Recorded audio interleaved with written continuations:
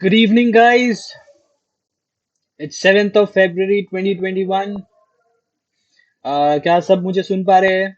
Am I visible to all? Please reply in the group.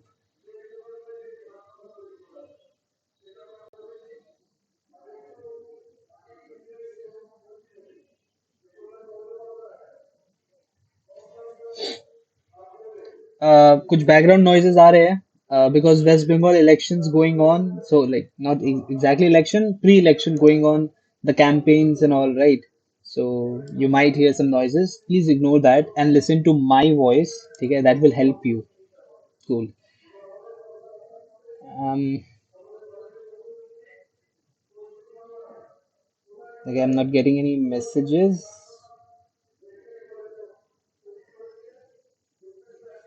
Okay so I think सबने join कर लिया है it's already 5:31 ठीक है ना तो बिना देरी किए लेट्स स्टार्ट ठीक है तो लास्ट क्लास अपने परफेक्ट कंपटीशन है ना लास्ट क्लास अपने परफेक्ट कंपटीशन का पूरा एकदम आइडिया ले लिए अच्छे से राइट एकदम कंप्लीट आइडिया लिए काफी सारा क्वेश्चंस किए और काफी सारा क्वेश्चंस था जो मैंने बोला था कि आप लोगों को खुद ट्राई करना है आई होप आपने ट्राई किया है ठीक है and it will be the best thing to do कि आप तुरंत तुरंत ही ट्राई कर लो ठीक है आज जो अपने स्टार्ट करने वाले हैं वो है मोनोपोली ठीक है आज अपने जो स्टार्ट करने वाले हैं that is monopoly and monopoly में मोनोपोली रैदर सबसे बड़ा वाला पार्ट है ठीक है इस पूरे मार्केट चैप्टर में बिकॉज इसमें काफी सारा कंसेप्ट आता है क्योंकि मोनोपोली जो है ना वो दो पार्ट में डिवाइडेड है एक है सिंपल मोनोपोली और एक है प्राइस डिस्क्रिमिनेशन ठीक है मोनोपोली ये जो वर्ड सुनते हैं ना it means alone to sell ठीक है मतलब there is only one seller in the market ठीक है there is only one seller in the market पूरा इंटायर मार्केट में एक सेलर है और उसका ही चलती है वो बेचना चाहेगा तो बिकेगा वो नहीं बेचना चाहेगा तो नहीं बिकेगा ठीक है उसके हाथ में पूरा कंट्रोल है रैदर इतना कंट्रोल है कि उसका जो डिमांड कर्व है ना वो पूरे इंडस्ट्री का डिमांड कर्व है आई डोंट नो आपको याद आ रहा होगा बट परफेक्ट कंपटीशन में हम एक इंडस्ट्री का डिमांड और सप्लाई कर्व बनाते थे और हम उससे एक प्राइस लेकर बताते थे कि जो सारे फर्म्स है ना उन लोग को उस प्राइस में बेचना पड़ेगा लेकिन मोनोपोली में मोनोपोली इज समथिंग जिस जो खुद ब खुद में एक इंडस्ट्री है क्योंकि वो पूरे इंडस्ट्री में सिर्फ एक फर्म है तो वो एक फर्म ही तो पूरा इंडस्ट्री हो गया ना वो एक फर्म का डिमांड कर पूरे इंडस्ट्री का डिमांड कर वो एक फर्म का सप्लाई कर्व पूरे इंडस्ट्री का सप्लाई कर्व ठीक है ना तो परफेक्ट कंपटीशन और मोनोपोली क्या है they are two extremes of this chapter rather not of this chapter of this world है ना in the market sense perfect competition large numbers of buyers and sellers सब कुछ परफेक्ट है idol market है और extreme क्या हो गया उसका सिर्फ एक सेलर ठीक है जिसके पास ही सब पावर है जो प्राइस मेकर है ठीक है ना तो वो हो गया एकदम एक्सट्रीम केसेस तो अपने दोनों एक्सट्रीम केसेस का बात कर रहे हैं ठीक है cool so let's start with that ठीक है अच्छा मोनोपोली के साथ और भी है कि we see a lot of monopolies around us the likes of railways it's one of the best example of monopoly क्योंकि उसका कोई कॉम्पिटिटर है ही नहीं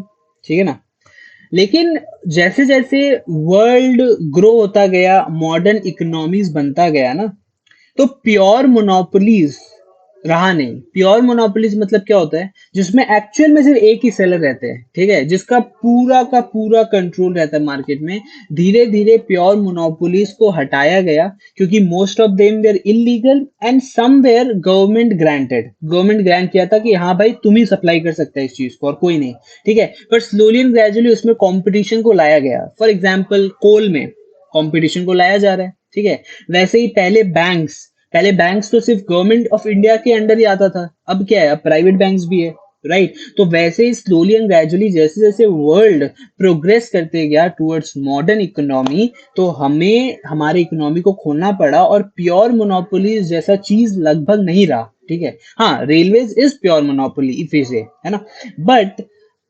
बहुत एग्जाम्पल्स आपको नहीं मिलेगा, ठीक है, बहुत एग्जाम्पल्स नहीं मिलेगा। जैसे न्यूक्लियर पावर, राइट? तो हमको अगर न्यूक्लियर प्रोडक्शन करना है, न्यूक्लियर पावर प्रोडक्शन करना है ना, तो हमें गवर्नमेंट के अंदर ही करना पड़ेगा, विच मीन्स व्हाट, कि सिर्फ एक ही फर्म है पूरे कंट्री में जो कर सकता है ना, जिसका कंट्रोल किसके पास है, गवर्नमेंट के पास है, because it is government owned, और कोई भी नहीं कर सकता nuclear power production, right? Railways के साथ भी वही है। तो बहुत कम एग्जाम्पल्स मिलेगा जिसमें आपको मोनोपोली मिलेगा।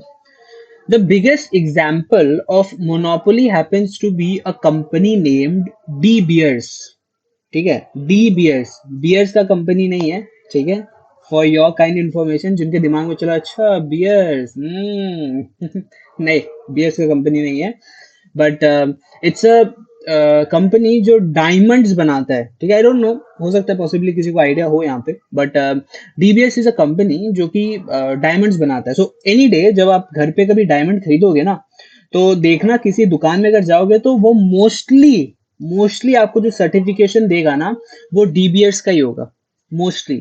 सो DBS has a monopoly of diamond in the world, diamond production in the world, rather diamond mining, production तो नहीं हो सकता, डायमंड को माइन करते हैं जमीन से, right?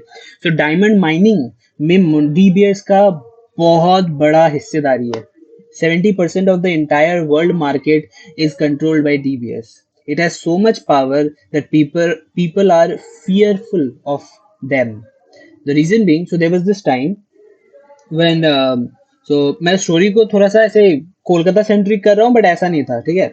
So let's say DBS का इतना पावर है, तो एक बार क्या हुआ था ऐसा, से फॉर एग्जांपल कोलकाता में एक कंपनी था डायमंड, ठीक है, वो डायमंड बेचता था, बनाता था डायमंड, बेचता था, राइट? लेकिन उसको सप्लाई कौन करता था, डीबीएस। अचानक से देखा गया कि है ना, वो डीबीएस से माल मंगवाना कमती कर दिया, ठीक है।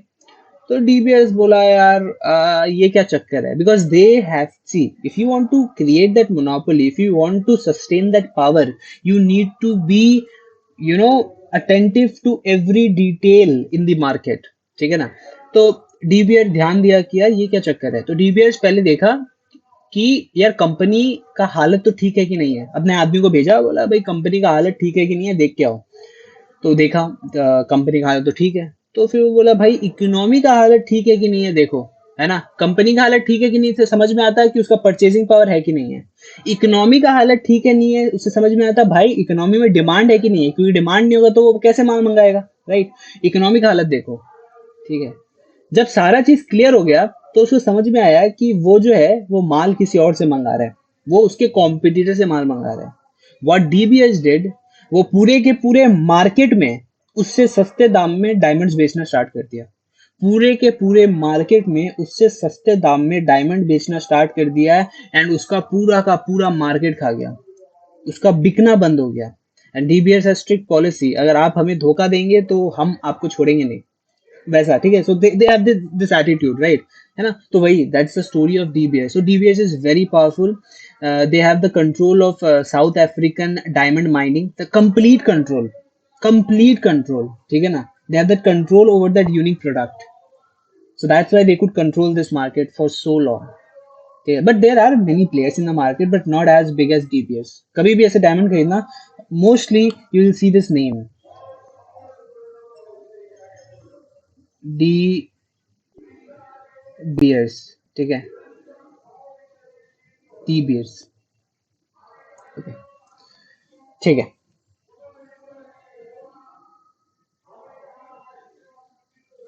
So let's start with monopoly.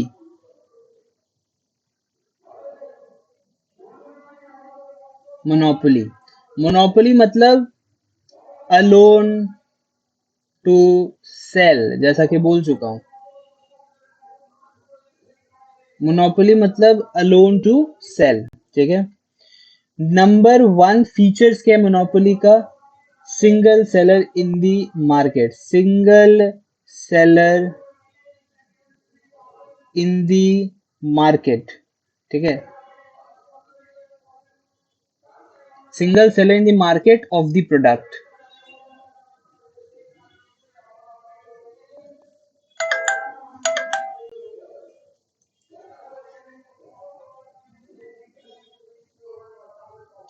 अरे वो बियर्स नहीं है, BEARS नहीं, BEERS, ठीक है ना। या एकदम खरीदना यार सीए बनने के बाद, है ना। लेकिन वो तो लंबा प्रोसेस हो गया ना। तब तक आज जाके इंटरनेट पे पढ़ लेना, ताकि उस टाइम का प्लानिंग अभी से करना ही पड़ेगा तेरे को। ठीक है, फिर शादी वादी करेगा, है ना। अच्छा, तो सेकंड है barriers to entry. Barriers to entry, right? Not all the firms can enter this market. Not any of the firms can enter this market. ठीक है, it has the control over the entire market. अब ऐसा control क्यों है? We'll discuss about the points later. हाँ, for the time being, barriers to entry. Perfect competition में क्या था? No barriers to entry and exit. Number third is no close substitute. No close substitute, ठीक है। क्योंकि वो बंदा अकेले सेल कर रहा है उस प्रोडक्ट, तभी तो उसका मोनोपोली है ना। तो no close substitutes are available for those kinds of product, ठीक है। No close substitutes are available.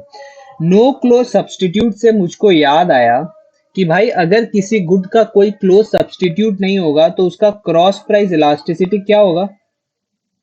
उसका क्रॉस प्राइस इलास्टिसिटी क्या होगा? I hope you remember cross price elasticity.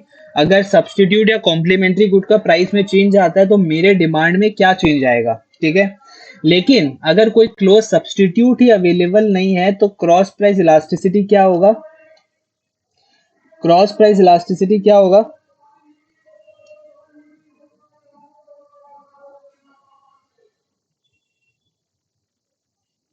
अगर कोई क्लोज सब्स्टिट्यूट अवेलेबल नहीं है तो क्रॉस प्राइस इलास्टिसिटी क्या होगा? जीरो, ठीक है। क्रॉस प्राइस इलास्टिसिटी जीरो, है ना। और क्योंकि नो क्लोज सब्स्टिट्यूट है, बट हम लोग मानते हैं कि हो सकता है पॉसिबली बहुत दूर का कोई क्लोज सब्स्टिट्यूट हो, तो ऐसा बोलते हैं जीरो और वेरी स्मॉल, ठीक है। जीरो और very small. So cross price elasticity is zero और वेरी स्मॉल। जीरो ही होता है मोस्टली, क्योंकि for monopoly firm there is no close substitute available, ठीक है। मोनोपोली एक और भी दिख सकता है, जैसे कि electricity companies in are city, जैसे कोलकाता में सीईएससी है, ठीक है ना। मुंबई में रिलायंस पावर है, राइट। तो ऐसे उनका मोनोपोली है उस सिटी में, उस सिटी में और कोई भी कंपनी इलेक्ट्रिसिटी सप्लाई नहीं कर सकता। तो दैट्स अ मोनोपोली, राइट। और इलेक्ट्रिसिटी का कौन सा क्लोज सब्स्टिट्यूट है? अब सोलर पावर तुम बोलेगा, तो बोला ना मैं, वेरी स्मॉल, है ना। तो क्रॉस प्राइस इलास्टिसिटी क्या हो जाएगा? Very small. Sir very small क्यों सर? सर सोलर पावर तो हम लोग यूज कर सकते हैं। तो भाई इतना रुपया तो सबके पास नहीं है ना, है ना। We are a growing economy, we are a developing economy, not a developed economy. इतना रुपया किसी के पास नहीं है कि सब सोलर पावर खरीद के अपने रूफ के ऊपर लगाए, ठीक है। सेकेंडली सोलर पावर का और भी डिसएडवांटेजेस है, लाइक द स्पेस, है ना। वो इतना स्पेस लेगा कि आपका स्पेस का यूटिलाइजेशन खराब हो जाएगा। तो there are various things, right. इसलिए बोला क्रॉस प्राइस इलास्टिसिटी क्या होगा? वेरी स्मॉल, है ना, और जीरो। एनीवे, और प्राइस इलास्टिसिटी क्या होगा? एलआईसी का मोनोपोली नहीं है, तो एलआईसी का कहाँ मोनोपोली है? इंश्योरेंस तो बहुत सारा कंपनीज बेचता है, इंश्योरेंस तो बहुत सारे कंपनीज बेचता है ना। But LIC is the biggest, ठीक है। इट इज सो बिग कि पता नहीं किसी दिन उसका प्रॉपर्टी का कैलकुलेशन हुआ ना, तो आधा इंडिया उसका ही है, ठीक है ना। I am not kidding, okay, I am not kidding. So LIC का प्रॉपर्टीज उसका बैलेंस शीट में मतलब 50 साल पहले, ठीक है, 60 साल पहले, इस टाइम पे जमीन जो खरीदा हुआ है, तो उसका प्रॉपर्टी वैल्यू लिखा हुआ है 70 रुपया, 80 रुपया, 1000 रुपया, 1500 रुपया अभी भी, ठीक है ना। अगर उसको रिवैल्यूएशन किया जाए आज के वैल्यू के हिसाब से, they are worth so much more, है ना। They are so very rich, ठीक है। तो पता चलेगा किसी दिन ऐसे एलआईसी का एकदम ऐसे बैलेंस शीट निकाल के लोग सर्च सर्च करेगा, बोलेगा ये बाबा आधा इंडिया तो एलआईसी का, ठीक है ना। तो it's so big, it's so big LIC. However उसका मोनोपोली नहीं है। प्राइस इलास्टिसिटी, ठीक है। प्राइस इलास्टिसिटी क्या होगा? अब देखो ध्यान से सुनना। प्राइस इलास्टिसिटी मतलब क्या हुआ कि प्राइस चेंज होने से क्वांटिटी डिमांड में कितना चेंज आएगा, ठीक है। लेकिन क्योंकि ये बंदा जो है, ये जो मोनोपोली है, ठीक है, ये जो मोनोपोलिस्ट फर्म है, इसका तो अकेले का पूरा पावर है मार्केट में, इसका चलती है मार्केट में। तो ये, अगर तुमको कोई गुड खरीदना है, अगर तुमको यही गुड खरीदना है, तो तुमको इससे खरीदना पड़ेगा। नहीं खरीदना मत खरीद भाई, निकल, है ना। ऐसे क्या नाम डायलॉग था ना, पतली गली से निकल, राइट। तो निकलो, मत खरीदो। बट अगर खरीदना है तो हमारे प्राइस पे खरीदना पड़ेगा। इस वजह से यहाँ पे जो प्राइस इलास्टिसिटी है ना, that is in elastic in nature, ठीक है, that is in elastic in nature और वेरी लेस इलास्टिक। क्योंकि लोग के पास ज्यादा पावर नहीं होता, they can not B so much price sensitive, they can not B. तो सबके घर के पास का तो पता नहीं भाई, बट है ना, वेस्ट बंगाल में हो रहा है ना, इलेक्शन आ रहा है ना, तो इस वजह से हो रहा है, ठीक है। and बहुत आवाज आ रहा होगा, आई अंडरस्टैंड। पता नहीं वो why is that man screaming, मतलब है ना, दिमाग खराब कर दिया मेरा दोपहर से। I don't understand why this man is screaming so much. आराम से भी तो बात कर सकता है। चिल्लाए जा रहा है, चिल्लाए जा रहा है, यानी ना पता नहीं कहाँ कहाँ अपना माइक वाइक लगा दिया है, ठीक है, बके जा। I am not even listening, I don't understand कि है ना भाई, तुम जो ये रैली कर रहा है, ये तो लोग सुनने के लिए कर रहे हैं ना। तुम तो ऐसे बोलेगा कि लोग को समझ में आए। जैसे अभी मैं तुम लोग को पढ़ाएगा, ठीक है ना, और मैं ऐसे बोलेगा ध्यान से देखिए, ठीक है ना, वैसे करके मैं एकदम चिल्ला के पढ़ाएगा, तुम लोग तेरे को समझ में आएगा? नहीं समझ में आएगा ना तेरे को, राइट। तो इनका काम क्या है? समझाना लोगों को कि क्या हो रहा है, क्या नहीं हो रहा है, what they are doing, what they are planning to do, ठीक है। But if they shout like this, I won't even listen to them, right. I won't even listen to them. So how does that make sense? जैसे अभी मैं पढ़ा रहा है, मैं एकदम क्लियरली बात कर रहा है, तो लोग को समझ में आ रहा है, आ रहा है। वैसे समझाओ यार। मैं जाऊं क्या, बैठूं क्या इलेक्शन पे? थोड़ा बात बात करता हूँ मैं। ओके। सो ठीक है, तो price elasticity is in elastic, ठीक है।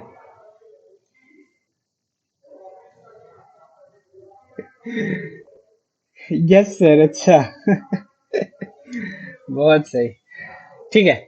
तो अपने को समझ में आ गया ना प्राइस इलास्टिसिटी इलास्टिक क्यों है, क्योंकि वो बंदा सिंगल सेलर है, तो उसके पास बहुत पावर है, राइट। तो लोग बहुत ज्यादा प्राइस सेंसिटिव नहीं हो पाते ऐसे मार्केट में, ऐसे प्रोडक्ट में, ठीक है।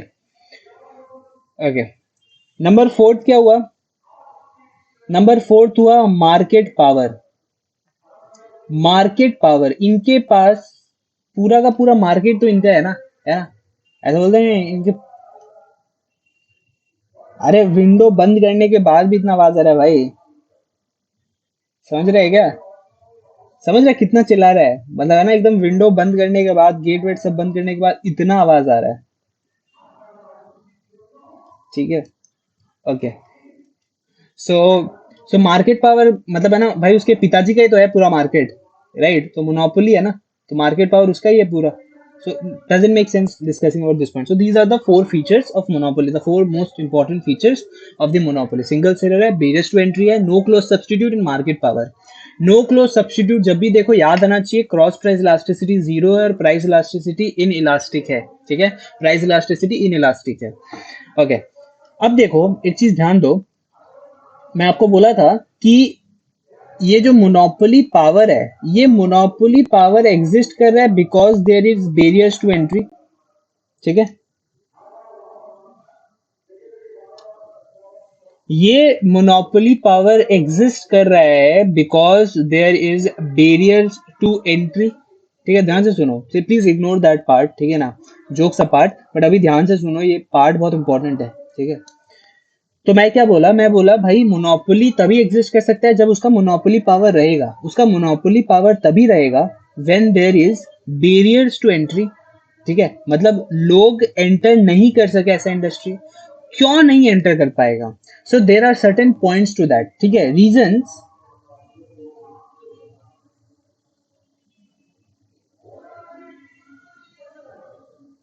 फॉर बैरियर्स टू एंट्री, ठीक है, और for keeping that monopoly power. तो the first could be strategic control, strategic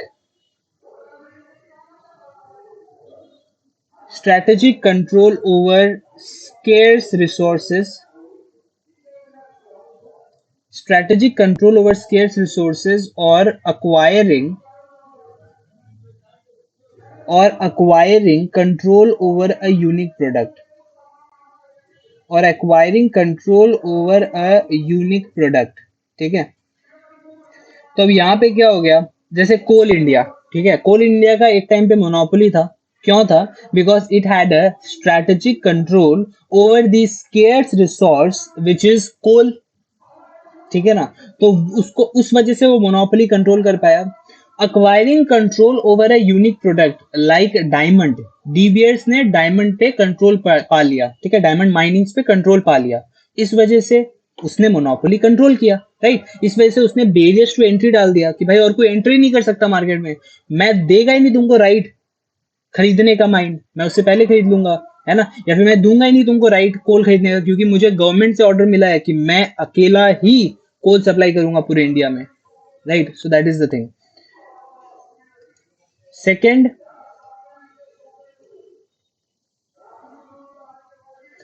हो गया government grants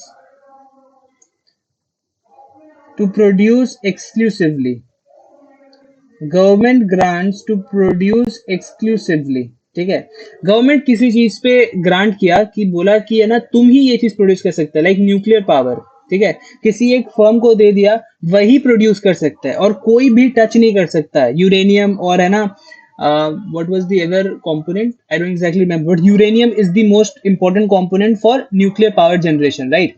so government control दे दिया कि भाई यही फर्म कर सकता है और कोई नहीं कर सकता, so गवर्नमेंट ग्रांट हो गया. तीसरा क्या हो गया, तीसरा हो गया पेटेंट्स एंड कॉपीराइट. तुम्हारा अगर है ना कॉपीराइट है, तुम कोई नया कंसेप्ट लेकर आए मार्केट में, ठीक है, and you don't want people to make use of it, you want to control the market completely, ठीक है ना, तो फिर क्या होगा, तो तुमको पेटेंट करना पड़ेगा या फिर तुमको कॉपीराइट डालना पड़ेगा उस चीज पे. तो ये क्या होगा, intellectual property right. Intellectual property right, ये क्या होता है, तुम कोई नया आइडिया लेके आया, कोई नया इनोवेशन लेकर आया, कोई कोई भी कुछ नया अच्छा चीज कुछ लेकर आया, कुछ भी लेकर आया तुम, ठीक है ना, and that is different from anything that has ever happened, तो तुम उसका पेटेंट या कॉपीराइट ले सकता है, ठीक है, एंड उसके मदद से और कोई भी उसको यूज नहीं कर पाएगा for few years. Like there are certain medicine जो कि यूएस में बनते हैं मोस्टली. देख हमारे इंडिया में क्या होता है, we have big pharmaceutical companies, ठीक है, एकदम बड़े बड़े एकदम ह्यूज फार्मास्यूटिकल कंपनीज है, लेकिन उसके बाद भी हम लोग के यहाँ पे ना रिसर्च एंड डेवलपमेंट नाम का चीज नहीं है, ठीक है, क्यों we don't research and develop here and waste our money, because we are obviously I said waste our money, reason है इसका, because we are developing country और हमारे पास दूसरे चीजों को सोचने का भी हमें दूसरे चीजों के बारे में भी सोचना होगा, right. We can not just spend all our resources into research and development.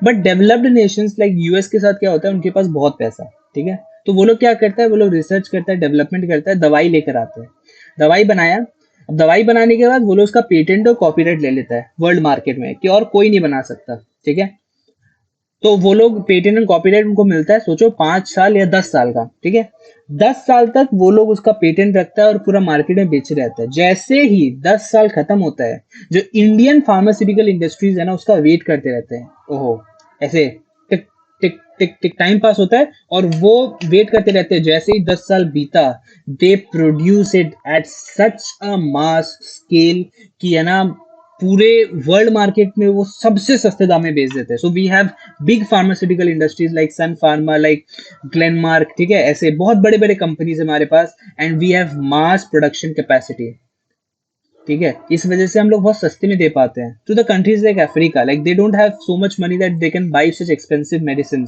From US, right. इस वजह से we just produce it and supply to the entire world after that. तो पेटेंट एंड कॉपीराइट के time पे तो नहीं कर सकते, बट उसके बाद श्योरली कर सकते हैं. उसके बाद क्या हो गया, कार्टल्स. कार्टल्स क्या होता है, अभी मैं कार्टल्स थोड़ा समझा रहा हूँ, ओलिगोपोली में और समझ में आया. कार्टल मतलब हो गया कि बहुत सारे फर्म्स मिलके एक ऑर्गेनाइजेशन बन गए, बोले कि हम लोग के अलावा इधर कोई एंटर नहीं कर सकता.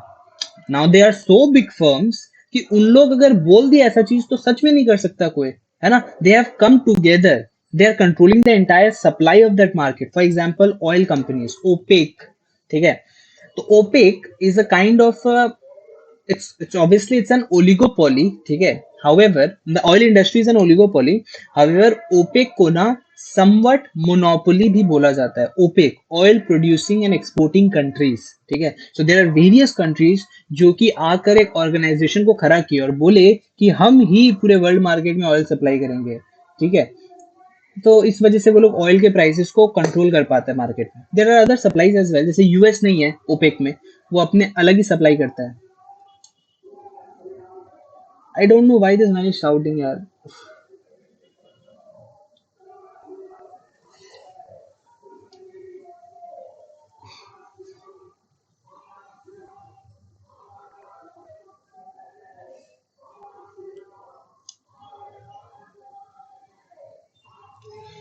Okay, then startup cost is extremely high. Startup cost is extremely high, ठीक है, क्योंकि बड़े बड़े फर्म्स होते हैं, ठीक है. तुमको अगर ऐसे फर्म्स को स्टार्ट करना है तो बहुत रुपया लगता है इनिशियली. देन एक इंपॉर्टेंट पॉइंट है जो कि ये वाला है, मैं लिख रहा हूं, एक minute. Natural monopolies arise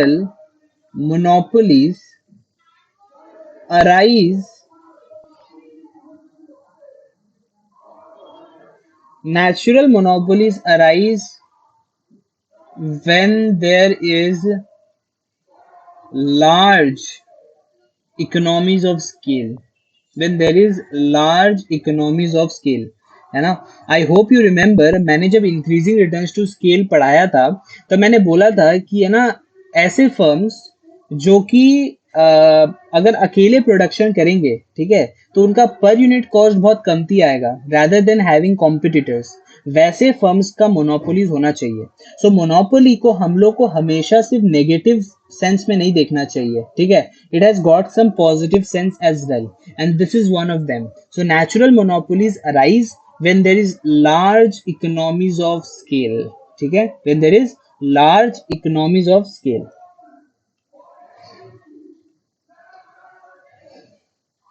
example क्या है? एग्जाम्पल क्या है?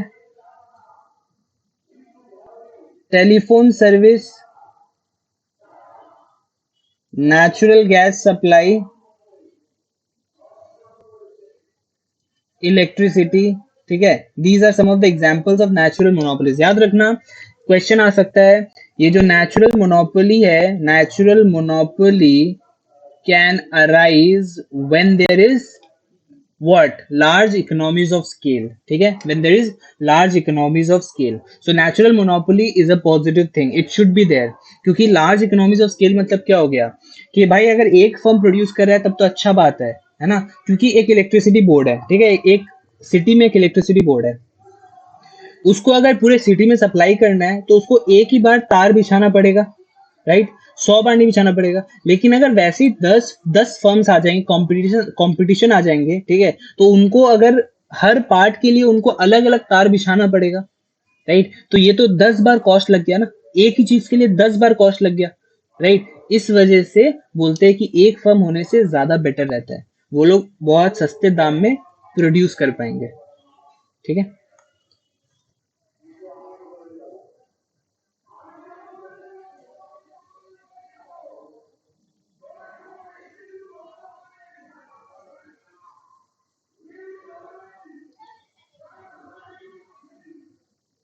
ठीक है. Okay, so these are some of the reasons, है ना. There are some more reasons like goodwill. अगर किसी फर्म का गुडविल अच्छा हो तो वो मोनोपोली मार्केट में रख सकते हैं, कंज्यूमर्स के साथ गुडविल अच्छा हो, है ना. या फिर कोई लीगल और रेगुलेटरी रिक्वायरमेंट हो जिसके वजह से भी वो लोग मोनोपोली रह सकता है, ठीक है. लीगल और रेगुलेटरी रिक्वायरमेंट्स की वजह से बहुत सारे फर्म्स एंटर नहीं करते ऐसे इंडस्ट्री में और उनका मोनोपोली रहता है, ठीक है. तो दीज आर सर्टेन रीजन जिसकी वजह से there are barriers to entry, ठीक है, there are barriers to entry. Cool, ठीक है. सो अपने को समझ में आ गया कि भाई बेरियर्स टू एंट्री क्यों होता है, and exactly right. Now let's move towards seeing की कैसा दिखता है एक मोनोपोली फर्म का जो डायग्राम है। एक मिनट।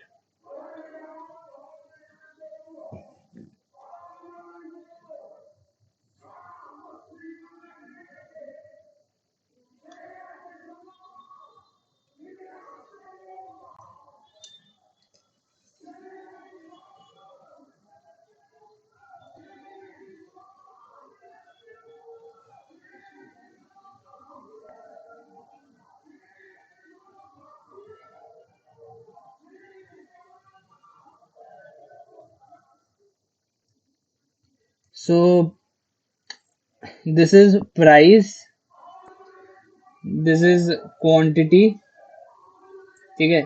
प्राइस भी बोल सकते हो, रेवेन्यू भी होगा ये। कूल। देखो इसका डायग्राम कैसा दिखता है। This is our average revenue, this is our average revenue, and this is our marginal revenue, ठीक है। This is our average revenue, this is our marginal revenue. याद है इम्परफेक्ट कंपटीशन में अपने इस बारे में बात कर चुके हैं, राइट। इम्परफेक्ट कंपटीशन में अपने इस बारे में बात कर चुके हैं। सो यहाँ this is the demand curve, है ना। एंड यहाँ पे elasticity of demand is less then 1, if you remember, right. ठीक है, तो ऐसा दिखता है इसका डिमांड कर्व और ऐसा दिखता है इसका marginal revenue curve. So this is monopoly का, ठीक है। This is for a simple monopoly, ध्यान देना। This diagram is for a simple monopoly. Simple monopoly मतलब एक ऐसा मोनोपोली जिसका सिर्फ, जो पूरे मार्केट में जिसका मोनोपोली है और वो सबको एक ही दाम में सामान बेचता है, उसको बोलते हैं simple monopoly. And then there is a price discrimination monopoly, जिसके बारे में हम डिस्कस करेंगे, सो वेट फॉर दैट, ठीक है। So this is our monopoly का डायग्राम, ठीक है। तो इनका कुछ कुछ फीचर्स है, लिख लेते हैं, इनका कुछ रिलेशंस है। So A R and M R curve are negatively sloped. AR and MR curve are negatively sloped. Second, slope of MR is twice, जो अपने डिस्कस कर चुके हैं, is twice as that of AR, and यही कारण है कि ये जो डिस्टेंस है ना, ये डिस्टेंस, ये जो डिस्टेंस है और ये जो डिस्टेंस है ना, ये सेम है। डायग्रामेटिकली नहीं समझ में आ रहा होगा बट मैं बता रहा हूँ, ठीक है। ये जो twice as steep as AR है ना, तो ये जो डिस्टेंस है ना, ये डिस्टेंस और ये डिस्टेंस, ये दोनों डिस्टेंस सेम है, ठीक है। ये दोनों डिस्टेंस क्या है, सेम, सेम टू सेम, ठीक है ना। तो एग्जाम में क्वेश्चन आ सकता है that the distance between the Y axis and the MR curve and the MR curve and the AR curve is the same और नॉट। सो इट्स द सेम, ठीक है। वाई एक्सिस ये हो गया, एक मिनट, वाई एक्सिस ये हो गया, ठीक है। तो वाई एक्सिस और एमआर कर्व और एआर कर्व के बीच का जो डिस्टेंस है ना, वो क्या सेम है कि नहीं है। सो इट इज सेम, ठीक है। और थर्ड फीचर हो गया, A R can not be zero, A R can not be zero, however M are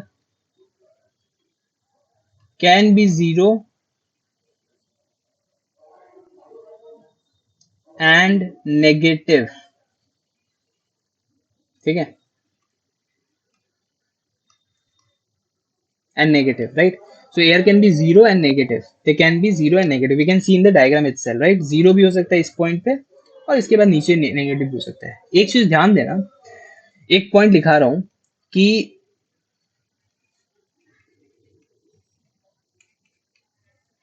the demand curve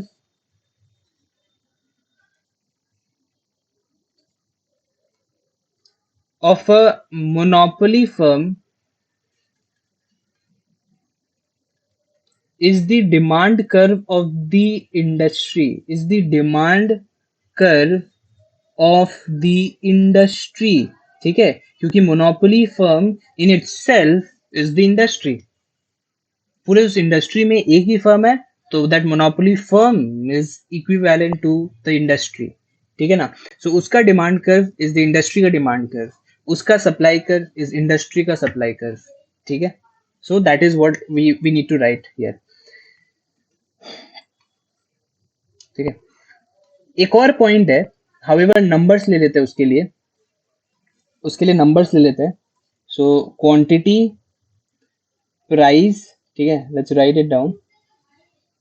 0 1 2 3 4 5 6 7 8 9 10, ठीक है। 10 9.5 9 8.5 8 7.5 7 6.5 6 5.5 5, ठीक है। ठीक है, इससे करके अपने टोटल रेवेन्यू निकाल सकते हैं, ठीक है।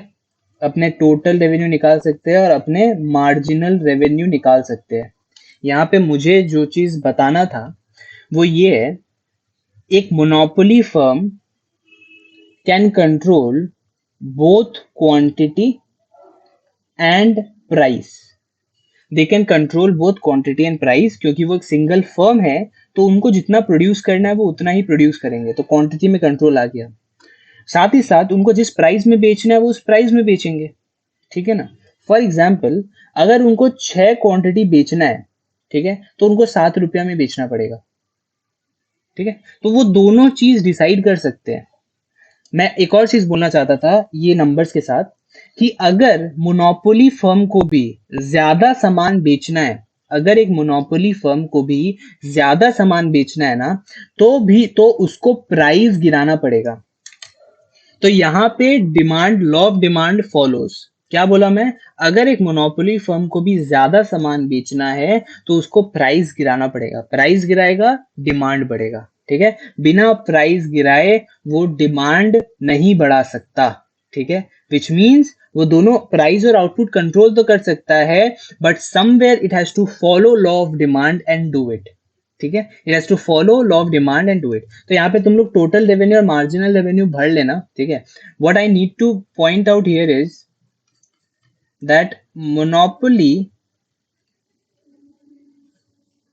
Can control both price and output, ठीक है। वो लोग दोनों चीज ही कंट्रोल कर सकते हैं क्योंकि उनके पास पूरा मार्केट है, ठीक है, राइट। वो खुद ब खुद में एक इंडस्ट्री है। They can control both price and output, ठीक है, ओके।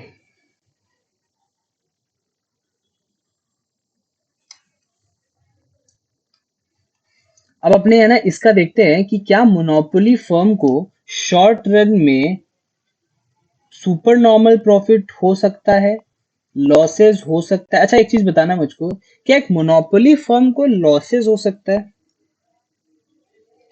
क्या एक मोनोपोली फर्म को लॉसेस हो सकता है? लॉजिकली सोचना, एक मोनोपोली फर्म सिंगल फर्म है, उसके पास पूरा का पूरा मार्केट है, वो प्राइस और आउटपुट दोनों डिसाइड कर सकता है, उसके बाद भी क्या वो लॉस इनकर कर सकता है?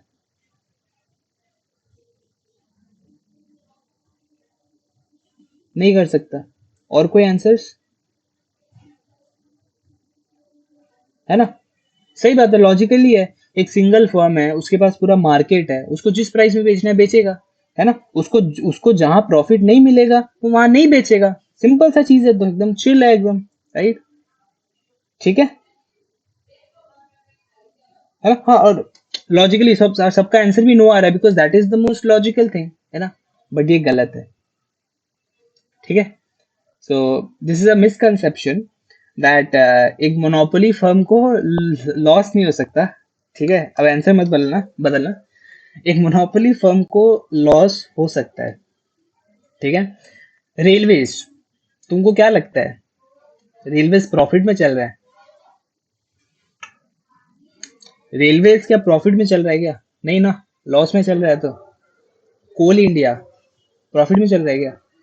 लॉस में चल रहा है, ठीक है ना। सो देर आर मोनोपोलीज जिनको लॉस हो सकता है, एकदम हो सकता है, क्योंकि sometimes monopoly is being created to bring welfare for people, and जब लोगों का वेलफेयर का बात होता है ना, तो वहां पे प्रॉफिट या लॉस नहीं देखा जाता, ठीक है ना। जैसे गरीब लोग तो रेलवेज, अगर रेलवेज अपना प्राइस वाइस सब हाइक कर देगा तो कोई खरीद ही नहीं पाएगा ना, राइट। तो रेलवे को क्या करना पड़ता है, प्राइस को नीचे लाना पड़ता है, ताकि जो लोअर क्लास पीपल है, ठीक है, as in not class wise, as in है ना, फाइनेंस वाइज, कि है ना, जो है, जो lower stratum of the society है, उन लोग भी ट्रेन में ट्रेवल कर सके, राइट। तो इस वजह से मोनोपोलीज को लॉस होता है, इट कैन हैपन, ठीक है। Okay, so let's see the diagram. No, all of them doesn't go to loss because of the management. CESC profit में जाओ, उसका बैलेंस शीट चेक करो। सीईएससी का कलकत्ता में मोनोपोली है, उसका बैलेंस शीट चेक करो, उसको प्रॉफिट है, वो प्रॉफिटेबल कंपनी है।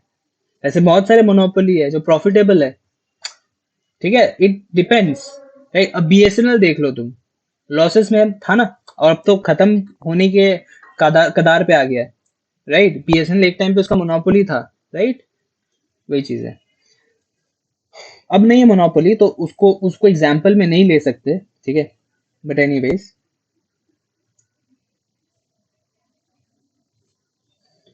ओके, तो शॉर्ट रन में एक मोनोपोली को प्रॉफिट भी हो सकता है और लॉस भी हो सकता है, ठीक है। Profit as in super normal profit भी हो सकता है, और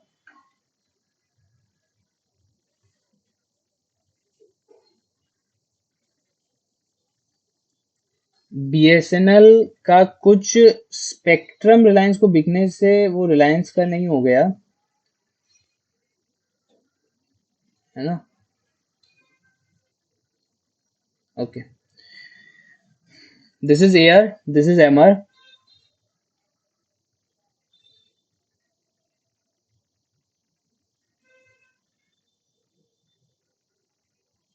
सो वेट,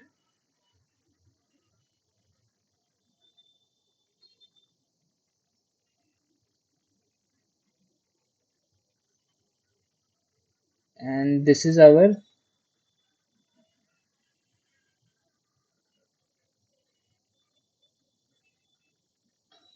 ठीक है,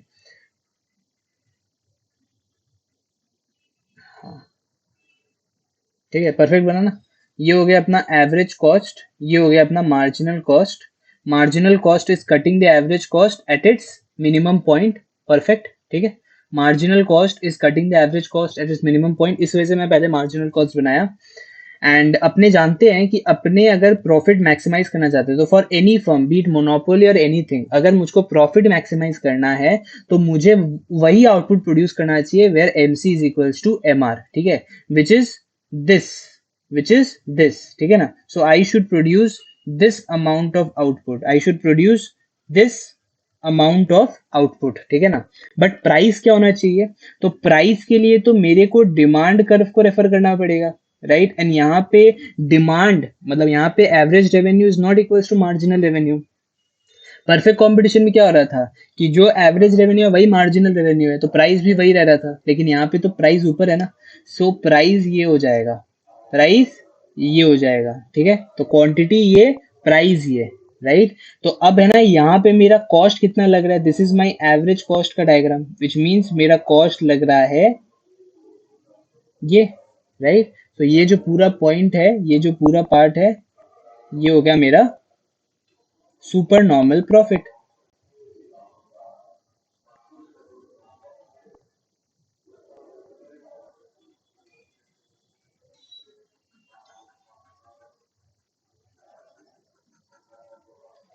ये हो गया मेरा super normal profit,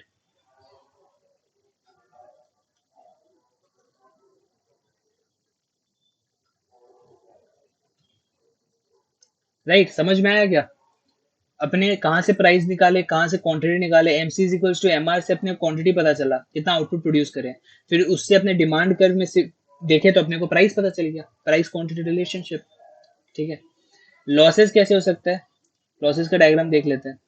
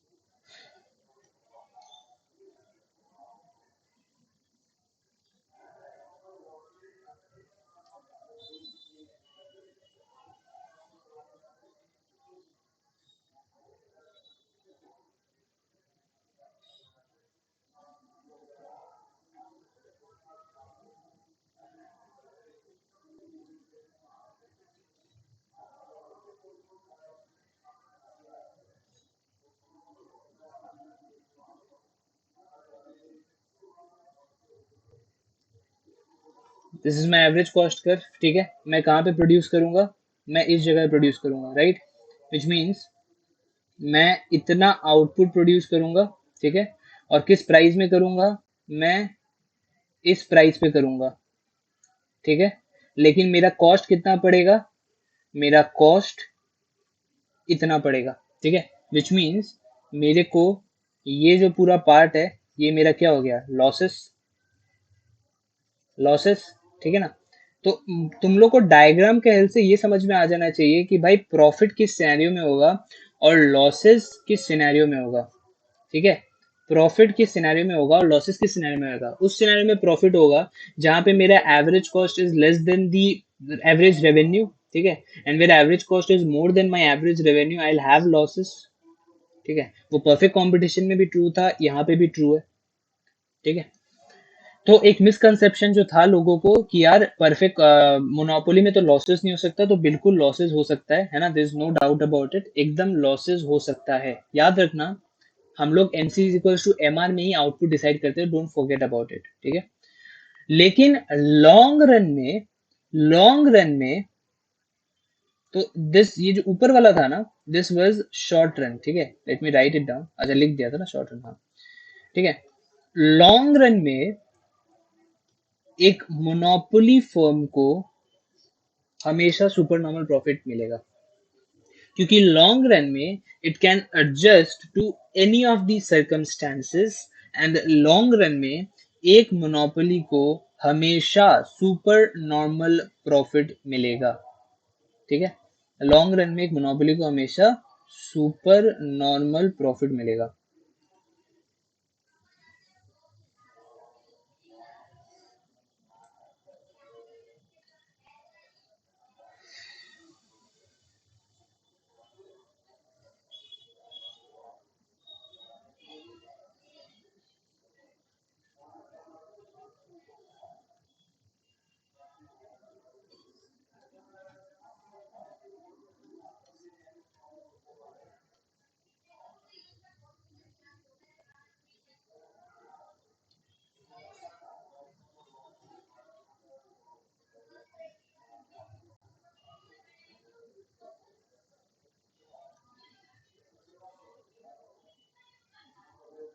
So we are going to produce this amount of output.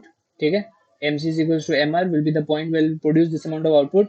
This will be our average revenue, है ना, which means the price at which we will sell. ठीक है, this is our cost. So in the long run we will always have super normal profit, ठीक है। Just remember this fact that long run में हम लोग को हमेशा super normal profit होगा।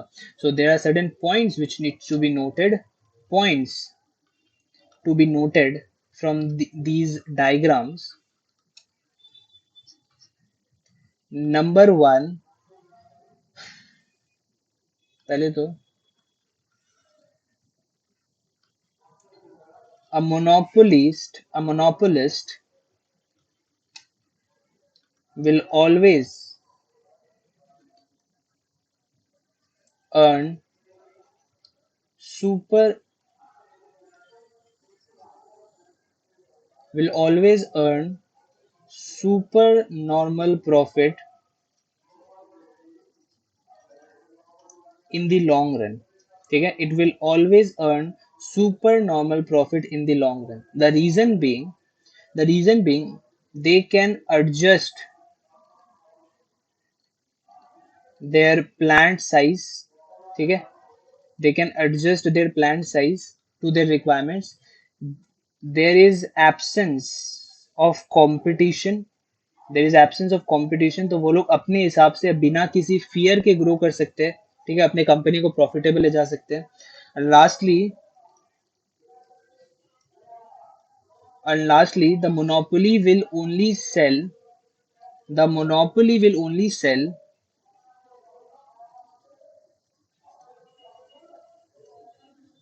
will only sell at a point where he or she लिख रहा हूँ, ठीक है, ही नहीं, where they'll earn where they will earn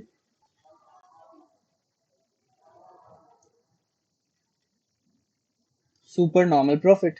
ठीक है, वो उसी पॉइंट पे बेचेगा where they learn super normal profit. Long run में तुमको अगर इसका सामान चाहिए तो तुमको इसके हिसाब से चलना पड़ेगा, नहीं चलोगे निकलो। ठीक है ना। So that was monopoly, that was completely simple monopoly. तो इतना देर अपने जो भी पढ़े। सो एक और चीज नोट करना है कि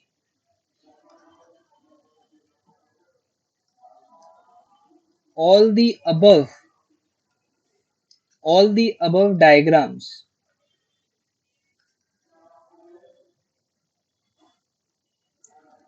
all the above diagrams belongs to a simple monopoly, to a simple monopoly। ठीक है, जैसा कि मैं बात किया था सिंपल मोनोपोली बारे में। it is a type of monopoly, it is a type of monopoly which sells its product to the market at a single price, at a single price। ठीक है ना, वो मल्टीपल प्राइस में cell नहीं करता। अभी सिंगल प्राइस का concept क्यों आ रहा है? It is coming because of price discrimination which I discuss. ठीक है ना, मैं स्क्रॉल कर दे रहा हूँ, एक मिनट। ये लो, ये लो। ठीक है, it is coming because of price discrimination. अब यहाँ पे क्या दिक्कत है?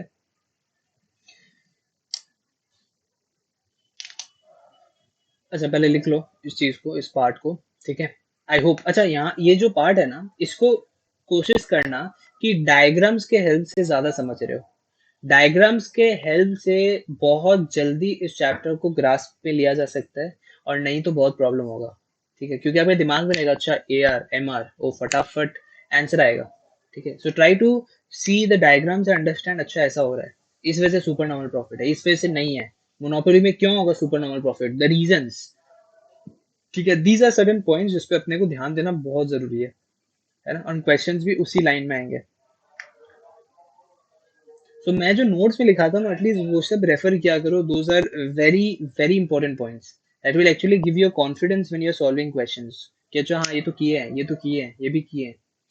ठीक है, ओके चलो। सो ये सिंपल मोनोपोली था। ठीक है, the next thing we are going to start with is price discrimination. Price discrimination. ठीक है,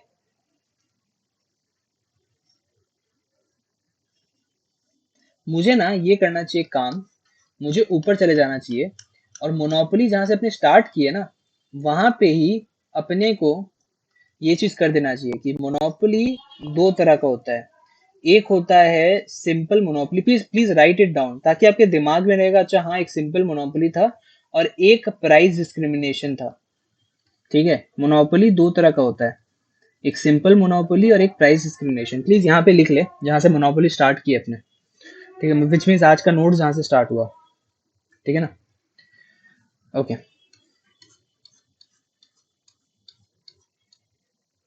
ठीक है। अब ध्यान से सुनो, प्राइस डिस्क्रिमिनेशन नाम से समझ में आ रहा है कि हम लोग कहीं ना कहीं डिस्क्रिमिनेट कर रहे हैं। क्या चीज को कर रहे हैं, किस चीज को कर रहे हैं, किसको कर रहे हैं? ठीक है, that's the question which arises. तो प्राइस डिस्क्रिमिनेशन में मोनोपोली क्या करता है? It charges different prices to different individual और टू डिफरेंट प्लेस। ठीक है ना, मतलब अलग अलग जगह या अलग अलग आदमी से अलग अलग प्राइस चार्ज करना, सबसे एक प्राइस नहीं चार्ज करना। For example railways, again a very good example. अगर तुम रेलवेज का देखेगा तो रेलवे सब्सिडीज प्रोवाइड करता है to some class of people, and to some class of people they don't provide it. अगर रेलवे ऐसा करता कि भाई चलो सबसे एक ही प्राइस चार्ज करते हैं, तब क्या होता? तब lower strata of the society wouldn't have been able to travel in the train, right? है ना, only high class would have been able to travel in the train. But to maintain the thing, इस वजह से price discrimination करना पड़ा। तो price discrimination में उसने जो लोअर स्ट्रेटा को कमती दाम में बेचा, हायर स्ट्रेटा को ज्यादा दाम में बेचा। ठीक है।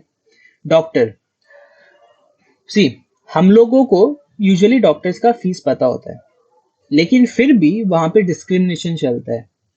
जो सोचो, अगर डॉक्टर को लगेगा ना कि दैट पर्सन कैन नॉट पे और something, they will charge less from that person, है ना। एंड अगर लगेगा कि यार ये बंदे के पास तो है, they will charge more from that person. Price discrimination, more as in जो उनका नॉर्मल फीस है, राइट। तो यहाँ पे भी प्राइस डिस्क्रिमिनेशन हुआ। प्राइस डिस्क्रिमिनेशन एक और तरह का होता है। लॉयर्स, लॉयर्स भी प्राइस डिस्क्रिमिनेशन करते हैं। तुम अगर बड़ा पार्टी है, ठीक है, तुम गए अपना कोई, है ना, लॉ रिलेटेड काम के लिए, दिल चार्ज मोर। एंड अगर तुम, है ना, कोई छोटा आदमी है, कोई पर्सनल आदमी है, उस थोड़ा छोटा मोटा केस है उस, तो और पता है कि तुम्हारे पास ज्यादा रुपया नहीं है, ठीक है ना, तो तुमसे कमती चार्ज करेगा। Like pro bono. तो सूट्स यहाँ पे तो देखा नहीं है, मैं पहले बोला था देखने को, बट अभी तक आई don't know if you have seen और नॉट। तो सूट्स में दिखाता है that there are cases like pro bono. Pro bono क्या होता है?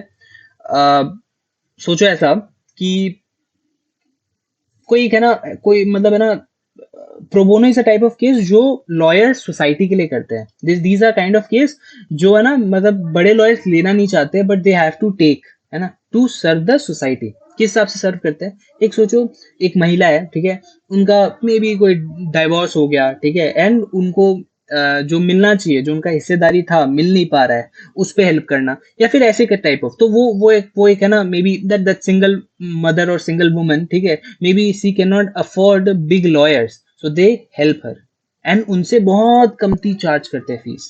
ठीक है। और वही अगर कॉर्पोरेट आता है तो दे चार्ज मिलियंस, ठीक है, they charge millions from that. तो वो चीज बहुत अच्छे से दिखाता है सूट्स में, ये जो प्राइस डिस्क्रिमिनेशन वाला चीज है, and you will understand it once you watch that, and you will understand. देखो, बहुत सारा ऐसा कंसेप्ट होता है ना जिसमें अपने इकोनॉमिक्स को जोड़ सकते हैं। जैसे बैटमैन का जो मूवी है, ठीक है, तो बैटमैन के मूवी में भी there is an economics theory. The ship, जो शिप वाला सीन होता है ना, जिसमें बहुत जन फंसे हुए होते हैं, ठीक है, तो वहां पे गेम थ्योरी का कंसेप्ट अपनाते हैं, जिसको बोलते हैं अपने प्रिजनर्स डिलेमा। ठीक है ना, तो वहां पे वो प्रिजनर्स डिलेमा एप्लीकेबल होता है। तो वैसे ही है ना, हर चीज को you can somewhere join it to economics. तो देखना सूट्स, मजा आएगा, है ना, यू विल अंडरस्टैंड। अच्छा, प्राइस डिस्क्रिमिनेशन ये होता है, but don't watch it for that, it's for fun. ठीक है ना। ओके, सो समझ में आया। और कहाँ हो सकता है प्राइस डिस्क्रिमिनेशन? तुम मॉल में गया, मॉल में ऐसा बोला कि अगर तुम 10 यूनिट खरीदते हो इस कमोडिटी का, तो तुमको मिलेगा 15% डिस्काउंट। अगर तुम 1 यूनिट खरीदते हो तो तुमको कुछ नहीं मिलेगा। तो प्राइस डिस्क्रिमिनेशन हुआ ना। वो बंदा अगर 1 यूनिट 10 बार खरीद रहा है ना, और एक बंदा वो 10 यूनिट एक बार में खरीद के घर ले जा रहा है, तो यहाँ पे तो प्राइस डिस्क्रिमिनेशन हो रहा है। सेकेंड वाले को 15% डिस्काउंट मिलेगा। ये भी प्राइस डिस्क्रिमिनेशन हो गया। एक और प्राइस डिस्क्रिमिनेशन क्या हुआ? सोचो, चाइना, ठीक है, अब चाइना को पता है कि पाकिस्तान के पास रुपया नहीं है, ठीक है, वो खरीद नहीं सकते सामान, तो क्या करेगा? वो पाकिस्तान में सस्ते दाम में उस सामान को बेचना चाहेगा। ठीक है।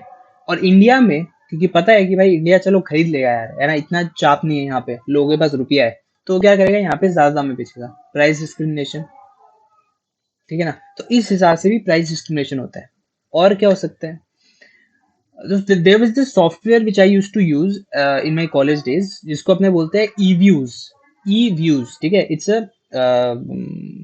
स्टेटिस्टिकल सॉफ्टवेयर, ठीक है, जिससे अपने बहुत सारा डेटा डालकर एंड उसका कंफ्यूजन्स निकालते हैं। ठीक है। तो उस सॉफ्टवेयर में क्या होता था, there was this student version and then there was this professional version. ठीक है। स्टूडेंट और प्रोफेशनल वर्जन में क्या डिफरेंस था? स्टूडेंट वर्जन में तुम कमती डेटा डाल सकते हो, प्रोफेशनल में तुम बहुत डेटा डाल सकते हो। And just for that difference वो लोग प्रोफेशनल वर्जन में बहुत मैसिवली चार्ज करते थे। ठीक है, बहुत ज्यादा। और स्टूडेंट वर्जन को फ्री में देते थे। ठीक है ना। सो दैट इज प्राइस डिस्क्रिमिनेशन ना, दैट इज प्राइस डिस्क्रिमिनेशन। और भी जगह होता है, जैसे हाँ, जैसे एप्पल, ठीक है, अगर आप एप्पल प्रोडक्ट खरीदने जाओगे, तो if you are a student you will get a student discount. But if you are a normal individual you won't get that discount, ठीक है ना। तो ऐसे बहुत जगह होता है। एजेड जैसे ना रेलवे टिकट्स में एजेड एजेड पीपल को कमती दाम पड़ता है, ठीक है, बट यंग को ज्यादा दाम पड़ता है, right. So those are all the examples of price discriminations, ठीक है। और भी याद आएगा तो मैं बोलते जाऊंगा, राइट। बट आई होप है ना क्लियर हो गया कि अच्छा एग्जैक्टली होता क्या है प्राइस डिस्क्रिमिनेशन, ठीक है, ठीक है। तो price discrimination is charging different charging different prices from different buyers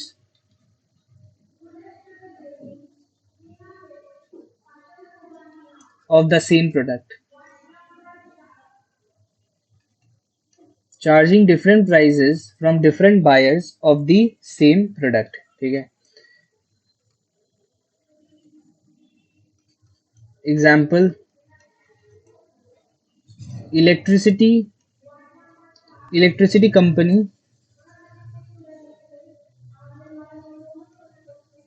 charging more from commercials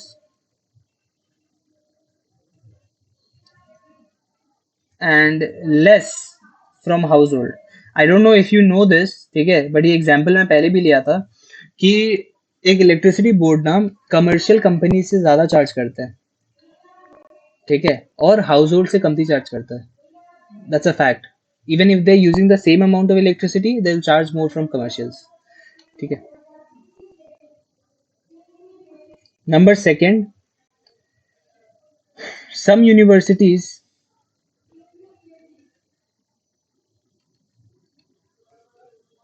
charge more for evening batch, ठीक है, they charge more for evening batch than the morning batch. जैसे कि Saint Xavier's, I guess वो लोग ज्यादा charge करते हैं evening batch के लिए, ठीक है। नंबर थर्ड, ईव्यूज, जो मैं सॉफ्टवेयर यूज करता था, ठीक है, मैं ऐसे एग्जांपल दे रहा हूँ इसका। तो इसका एक स्टूडेंट वर्जन था, तो student version was for free, professional version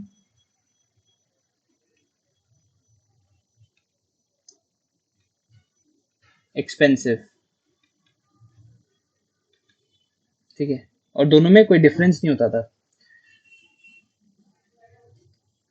मतलब as in feature wise difference नहीं होता था, डेटा वाइज था बस, ठीक है। Ola charging different Ola charging different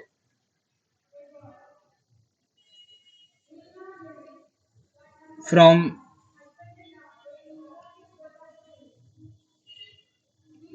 Ola charging different price from different customers. आप ओला को भी देखोगे ना, ये वाला एग्जाम्पल भी मैं लिया हुआ है। आप ओला को भी देखोगे ना, तो दो फोन को ऐसे साथ में रखो, ठीक है, दिखेगा कि हाँ पापा के फोन में कमती दाम पड़ रहा है, तुम्हारे फोन में ज्यादा दाम पड़ रहा है, और वैसे वर्सा, ठीक है ना। बट ऐसा होता है कि है ना दाम में वो लोग का डिफरेंस आ जाता है, वहीं पे प्राइस डिस्क्रिमिनेशन है। कोई तुम्हारे है ना बिल्डिंग के 10 मीटर आगे होगा, वो बुक कर रहा होगा, उसको अलग दाम, तुमको अलग दाम, है ना। तो वही चीज है। तो they are what they are doing is price discrimination. वो लोग जब हाइक चल रहा होता है, ठीक है, जब है ना किसी इलाके में बहुत ज्यादा डिमांड आ रहा होता है, तो वो लोग क्या करते हैं, ऑफिस आवर के टाइम पे वो लोग ज्यादा चार्ज करते हैं, और ऐसे नॉर्मल टाइम में नहीं करते। तो that is price discrimination that is happening, right.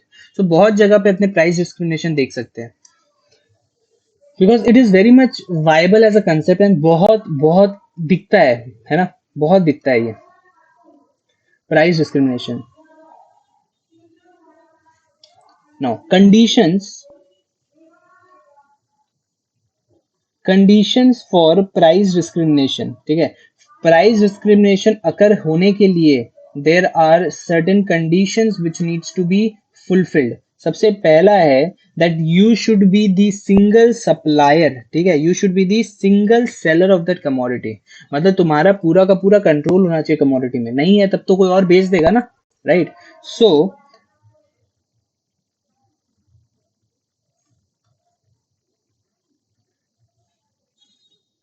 The seller should have complete should have control over the supply of the product, should have control over the supply of the product, ठीक है ना। एक ये condition fulfil होना पड़ेगा कि तुम्हारे पास control है। दूसरा चीज प्राइस डिस्क्रिमिनेशन अकर होने के लिए देयर शुड बी टू और मोर सब मार्केट्स। सब मार्केट्स मतलब तुम एक मार्केट को तीन चार भाग में डिवाइड कर दिया है, इस मार्केट में कमती दाम में बेचूंगा, इसमें ज्यादा दाम पे, इसमें अलग दाम पे, इसमें अलग दाम पे। जैसे कोका कोला, ठीक है, तुम मूवी मूवी हॉल में जाके कोका कोला पिएगा, तुमको प्रीमियम पे करना पड़ता है 40-50 रुपया। तुम नॉर्मली पिएगा, तुमको आ जाएगा सस्ते में, राइट। सो वही चीज है। So they are dividing the market, so two और मोर सब मार्केट्स होना पड़ेगा।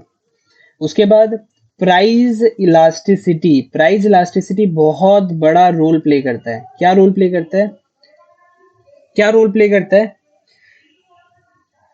इलास्टिसिटी से डिपेंड करता है कि क्या तुम किस मार्केट में ज्यादा प्राइस चार्ज कर सकता है, किस मार्केट में नहीं कर सकता, ठीक है ना। अगर तुम्हारा गुड का demand in elastic in nature है, ठीक है, इन इलास्टिक मतलब ज्यादा प्राइस सेंसिटिव नहीं है लोग, तो वैसे मार्केट में तुम ज्यादा प्राइस चार्ज कर सकते हैं। लेकिन ऐसा मार्केट जहाँ पे प्राइस सेंसिटिव है लोग, विच मीन्स प्राइस इलास्टिक है, they are elastic, their demand is elastic in nature, वैसे मार्केट में तुम ज्यादा प्राइस चार्ज नहीं कर सकता, ठीक है। सो प्राइस इलास्टिसिटी क्या है? Your good in different market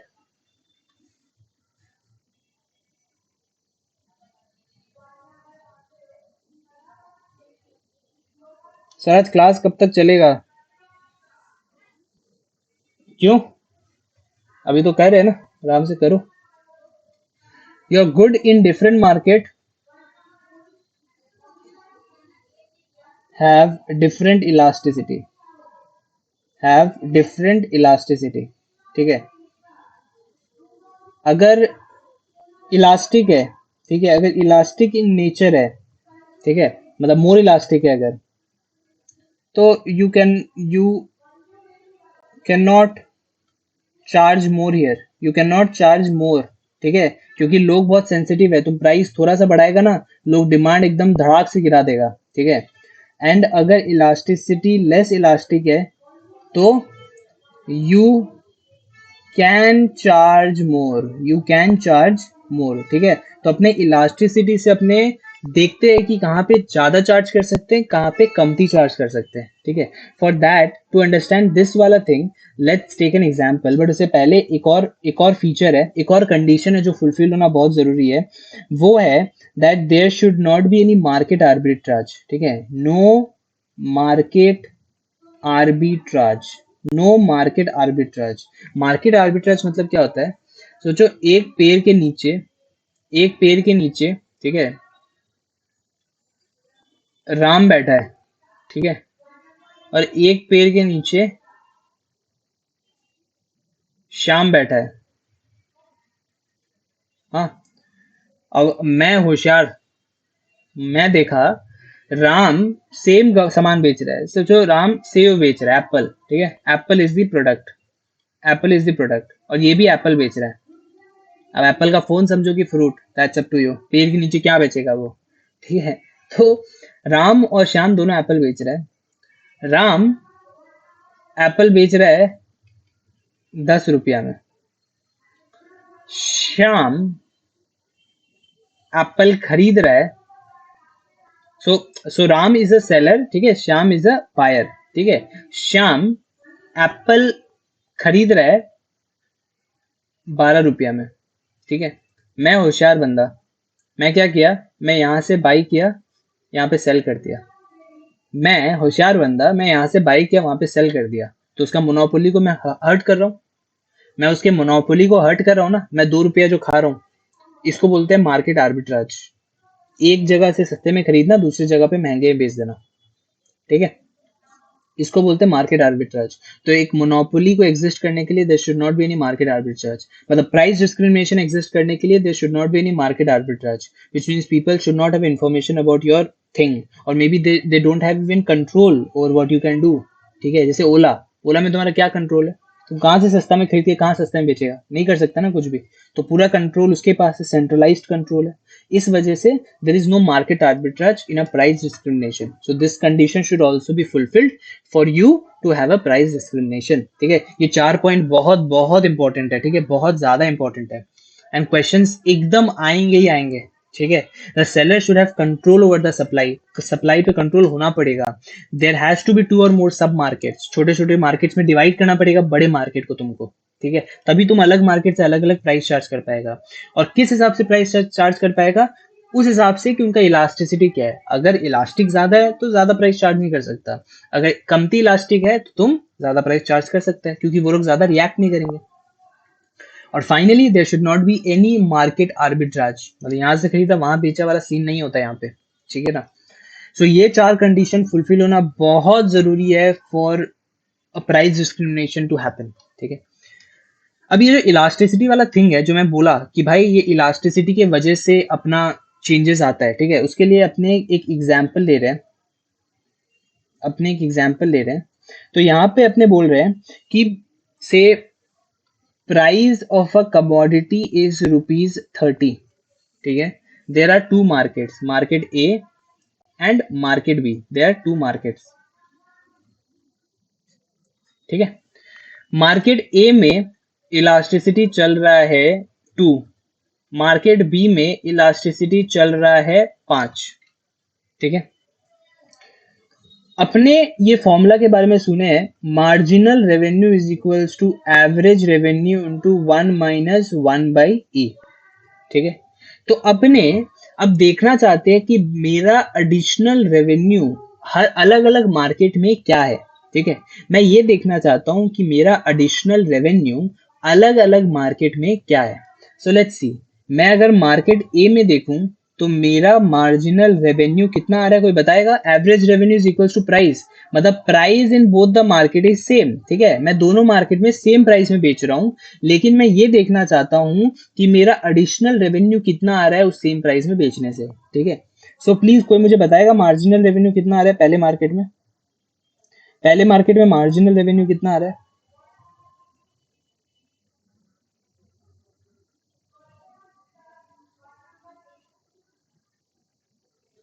पहले मार्केट में मार्जिनल रेवेन्यू को निकालो, इलास्टिसिटी का पुट करो और प्राइस के एआर की जगह प्राइस पुट करो।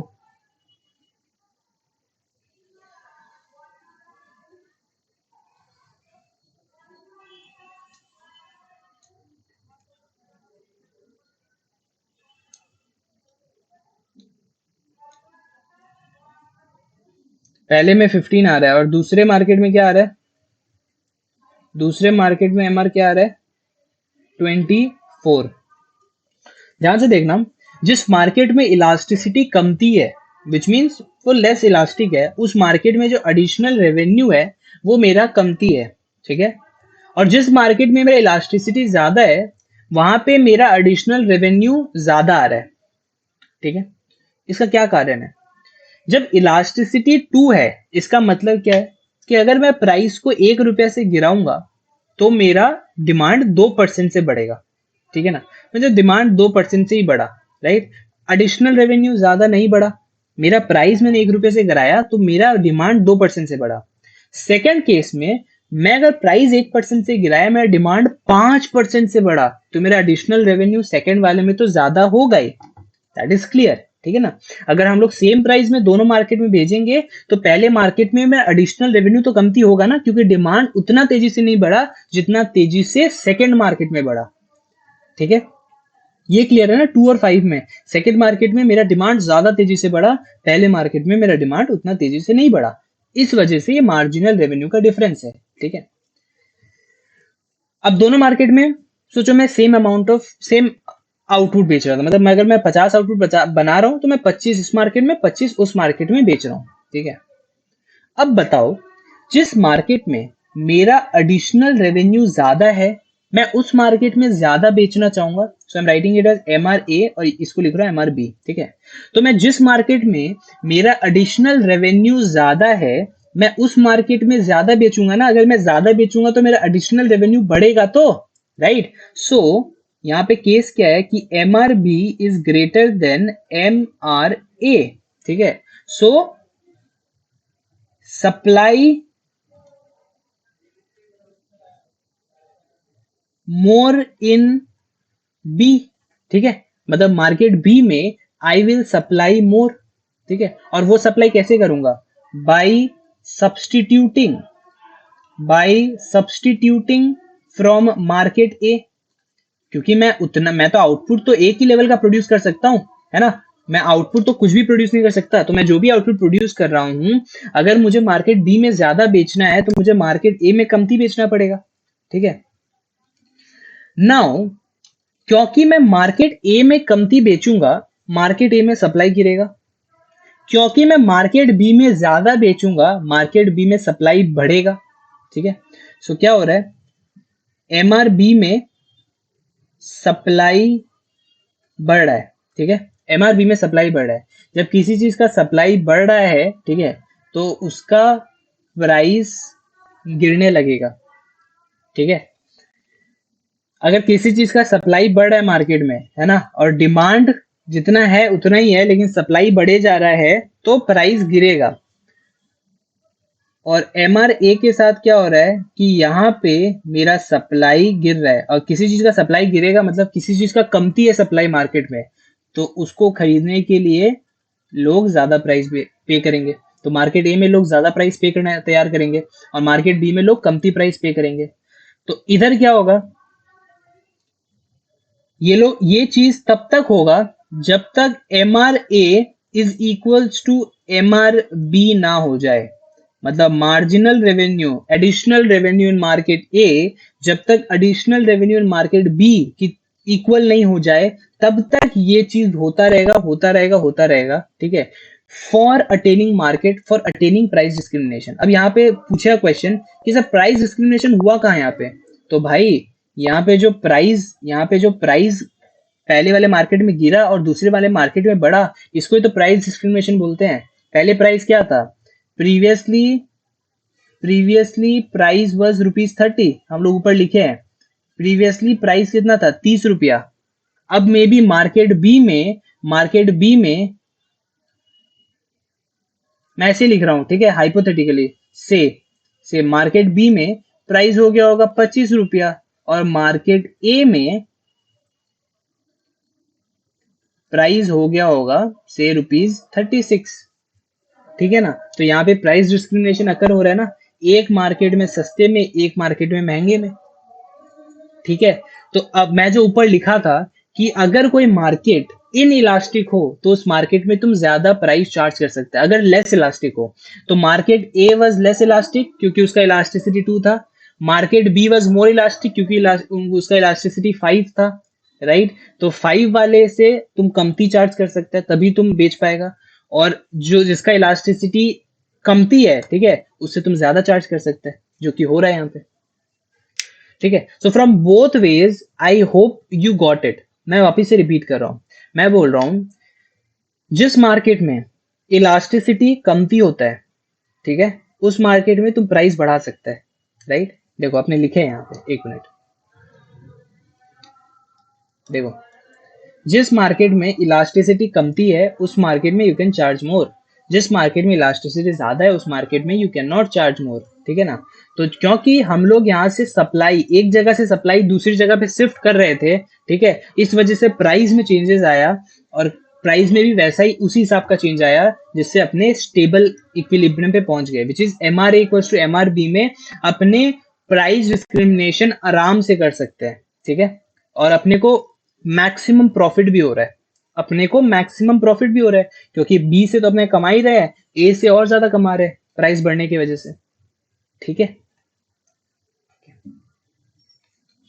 So that was price discrimination का एक एग्जाम्पल, है ना। एक ब्रेक लेते हैं अपने, ठीक है, उसके बाद अपने कंटिन्यू करते हैं विथ द नेक्स्ट पार्ट। अब ज्यादा बचा नहीं है मोनोपोली में।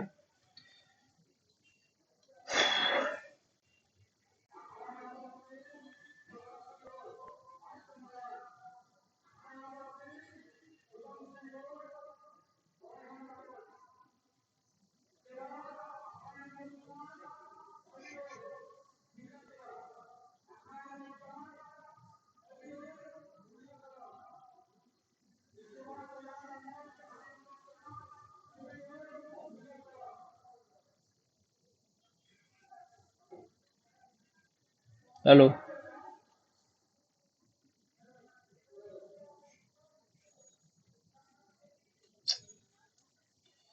What's wrong with this?